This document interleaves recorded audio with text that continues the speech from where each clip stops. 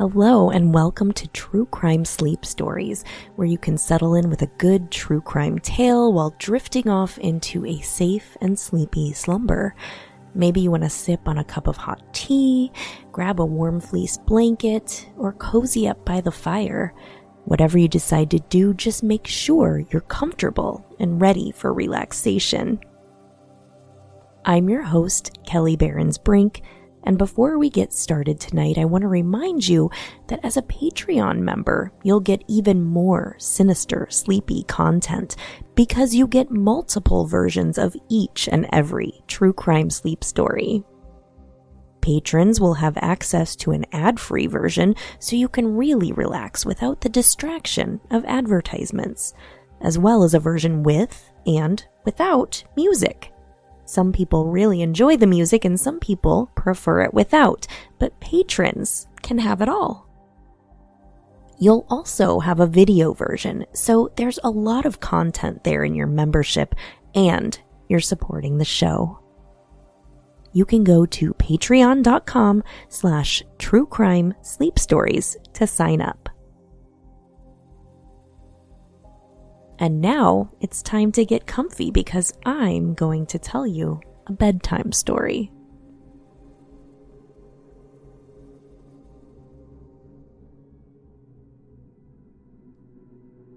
Many small towns seem to just disappear as time goes on, and Iowa is no stranger to fading farm communities. Without some form of industry or reason that brings tourists or unexpected passers-by through the town, they almost seem to just fall off the map. Vancleave, Iowa exists today, although barely, because of two reasons: agriculture and the railroad that once ran close to it. The town of Vancleave was founded in the 1800s and it reached a peak population of 107 people in 1902. At that time, it was a stop on a railroad track that ran from Newburgh, Iowa to State Center, Iowa. However, the beginning of the end occurred in 1925 when that stretch of railroad was abandoned. And it's probably only the horrible events that occurred on June 5th, 1910 that will keep this unincorporated community in our history books. It was on that night that the brutal murder of 3 members of the Hardy family took place. A suspect was never officially charged in the murder, not that there aren't people in question, but this murder will most likely never get solved. So James, age 63, and his wife Mary, 57, along with their children Earl, who was 29, and Ray, who was 19, lived on a rented farm about 4.5 miles south of Vancleave, Iowa. They moved to that farm in 1901 from Mound Prairie Township in Jasper County, Iowa. 29-year-old Earl was described as handicapped, but he was able to participate in some tasks on the farm. His brother Ray was a strong and rugged young man and often did more than his fair share of the farm chores. This family was known for getting along very well, and they shared the farm work as best as they could. They were well respected in the community for their hard work and for their ability to overcome the challenges that they faced at that time with a disabled child. In 1909, the family hired 2 neighbors who lived about 4 miles away from them. Mabel, 23, and her younger brother Chester, who was only 11, to help with the housework and the farm chores. Raymond Hardy noticed the family's new female helper, and these two took a liking to one another, and they were soon spending large amounts of time together. And with all that time they spent together, Mabel would soon become pregnant, and the two planned to marry on June 8th, 1910 in Newton, Iowa. As the wedding approached, Mabel moved back into her parents' farm to prepare for the event. On the morning of Sunday, June 5th, 1910, James and Ray were heading out to the barn where they discovered that one of their horses, Old Kit, was bridled, and saddled and appeared ready to be taken somewhere. However, nobody in the family had done this. Obviously, this was a cause for concern, and horse thieves were common in those days. Ray and James decided that they should stay up that night watching over the farm in hopes of catching the perpetrator. After supper that night, Ray went to visit Mabel at her home, where he told her about what he and James had discovered that morning. He stayed until sometime after midnight, and then he headed back home to help his father watch over the horses. Ray arrived back home around 1 a.m. and supposedly entered the 2-story house via the west porch and went through the parlor into the dining room and struck a match to give himself some light. What he discovered was a horrifying scene. The light from the flame revealed his mother slumped over, half on and half off the sofa, with blood soaking the fabric and pooling on the floor. Obviously taken aback by the shock of his discovery, he moved backwards towards the kitchen. His match would shed light on the north side of the home, where he found Earl on the floor next to the milk buckets he had been carrying back from the barn. Earl had also been bludgeoned to death in the head, and blood covered the walls and the floor. Raymond told authorities that he immediately went to the family telephone and sounded the general ring, which alerts every patron on the line to an emergency. First to respond was a neighbor of the Hardys named C.W. Preston, who lived 2 miles to the southwest. Estimates of his arrival time are around or shortly before 1:30 a.m. Raymond had called the county sheriff, A.A. Nicholson, who lived in Marshalltown, Iowa, 14 miles north of Van Cleve, and he arrived on the scene at around 4 a.m. with Deputy C.B. Newson. Between 1:30 a.m. and 4 a.m., other neighbors had shown up and discovered James in the barn, where he had also been beat to death with a 30-inch long leaded gas pipe. The gas pipe was discarded near James' body, which may indicate that he was the last to die in the event. The gas pipe had been sharpened on one end because it had been used to pry frozen manure off the ground.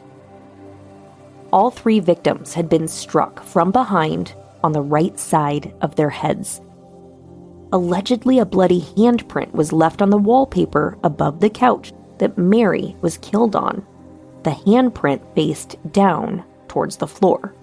According to the Des Moines Daily News, the bloody couch was carried to the west side of the yard, and the 3 bodies were wrapped in white shrouds and placed on death cots side by side in the parlor. Neighbors and friends filed through the house all morning to look at the victims and gawk at the scene of the crime. Since Ray was the first on the scene and the first to report the gruesome incident, he was put under suspicion that he may have been the killer. It was determined that the killer was familiar with the layout of the barn and of the property. The sequence of events most likely happened before sunset at 8:45 p.m., as neither James nor Earl had any form of light with them while they were out doing evening chores. Mary was most likely killed first, followed by Earl, and then James. All of them were caught by surprise and beaten to death brutally. The murders were speculated to be planned and thought through very well, and that this was not a crime of passion as far as they could tell. And ironically, robbery was also ruled out, as the family was not wealthy and both James and Earl had money in their pockets. However, Ray was found with $35, which at the time would be about 6 weeks' worth of wages. That's a lot of money for a quote-unquote poor family at that time. Ray's overalls and hat were found hidden and both covered with blood, which he claimed was from butchering chickens earlier that week. There was a note found inside the house, but later was determined to be forged, and it was signed by someone claiming to be James and also Earl. The note stated that the 2 men were giving Ray $1,000.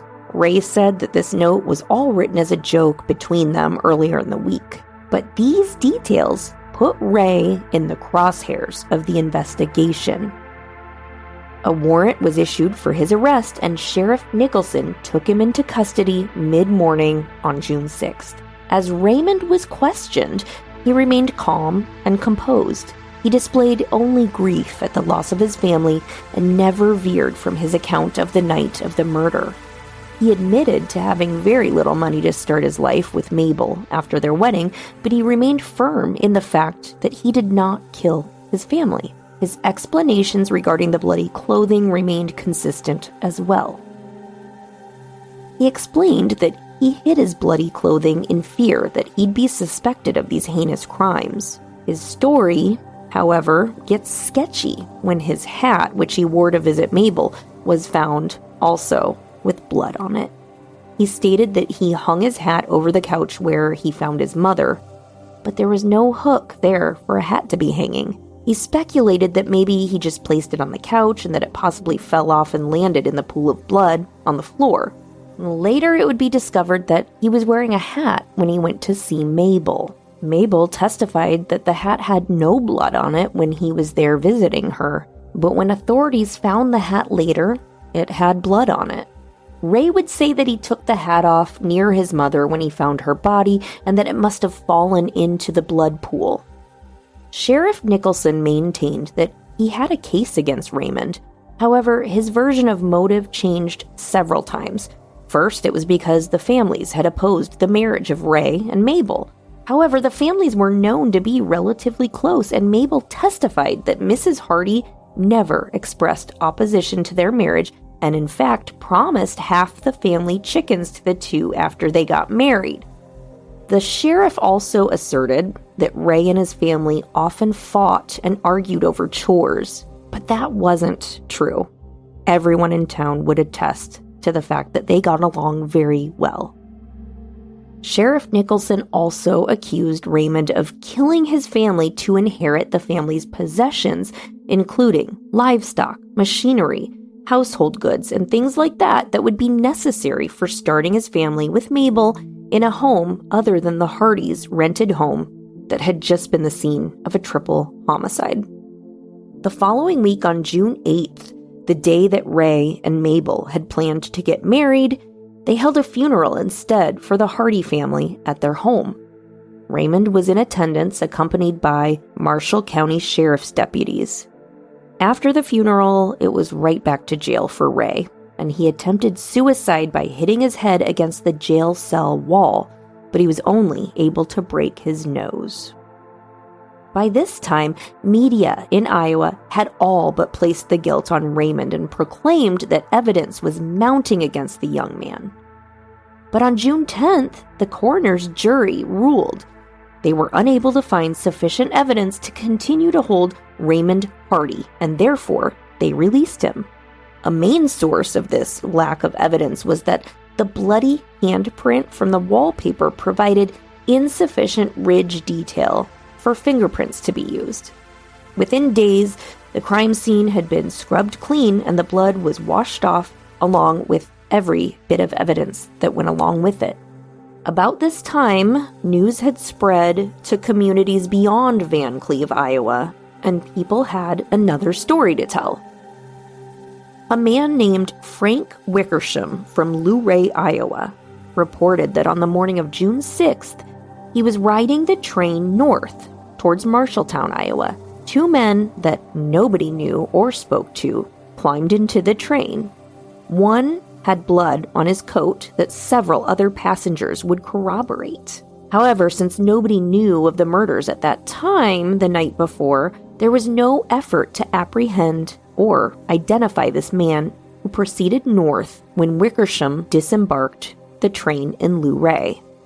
Raymond had returned to the house, boxed up his belongings, and moved in with Mabel's family. Crops had already been planted, so he and Mabel's brother would tend to those. By the end of June, the reward for apprehension of the Hardy family murderer climbed to $885 through town donations. Since Ray was only 19, he wasn't legally able to marry Mabel. So L.J. Jason of Van Cleve stepped up to the plate and became Ray's legal guardian. So Raymond and Mabel finally married in Newton, Iowa in August 1910. On September 12th, the Hardy family possessions were auctioned off and brought a larger than usual sum of money due to the infamous nature of the crime. Neighbors pressed for a grand jury investigation of the murders, but officials deemed that would be a waste of money, as no new evidence had presented itself. Mabel and Ray Hardy welcomed their new baby boy in October 1910, and shortly after that, they moved to Minnesota, where they had 3 more children, Hazel, Myrtle, and Orville. Mabel's family followed them to Minnesota from Iowa. The family lived out the rest of their days farming in Minnesota, in Johnsonville Township near Lacone. Mabel Starnes Hardy passed away in 1951, and Ray passed away in May of 1969. The house where the murders took place, much like the Villisca Axe murder house, is still standing and continues to be occupied. James, Mary, and Earl Hardy remain buried side by side in a cemetery in Colfax, Iowa. Their murders have never been solved. I'm Kelly Behrens-Brink, and this has been tonight's True Crime Sleep Story. Good night, sleep tight, and don't let the monsters bite.